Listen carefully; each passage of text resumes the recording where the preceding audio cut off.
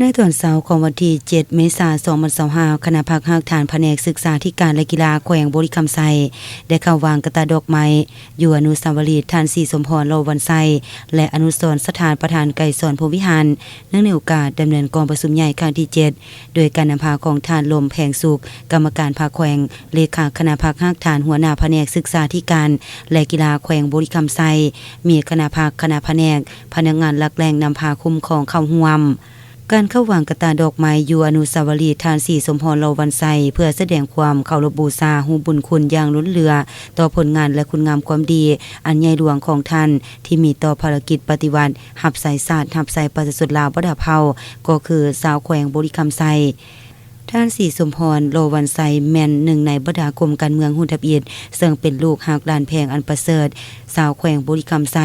ท่านเกิดเมื่อวันที่ 7กรกฎาคม 1916 ที่บ้านศพการเมืองคำเกิดแขวงคำมวนปัจจุบันแม่นบ้านผลงามเมืองไสจำพรแขวงบริคำไซและเข้าวางกระตาดอกไม้อยู่อนุสรณ์สถานประธานไกรสอนพรหมวิหารผู้นำที่แสนเคารพรักของปวงชนลาวทั้งชาติเพื่อแสดงความกตัญญูรู้บุญคุณอย่างล้นเหลือต่อผลงานอันยิ่งใหญ่ต่อภาคต่อประเทศชาติถ้าประธานไกรสอนพรหมวิหารแม่นผู้นำพาพ่อแม่ประชาชนบ่ดาเฮาต่อสู้กู้ชาติจนสามารถญาติได้ไสยชนะอันยิ่งใหญ่มีพื้นแผ่นดินอันครบถ้วนมีอธิปไตยและมีความสงบสุขมาถึงเท่าทุกวันนี้ผลงานของท่านพวกเฮาลูกหลานพร้อมที่จะปกปักรักษาและพัฒนาให้มีความเจริญยิ่งขึ้น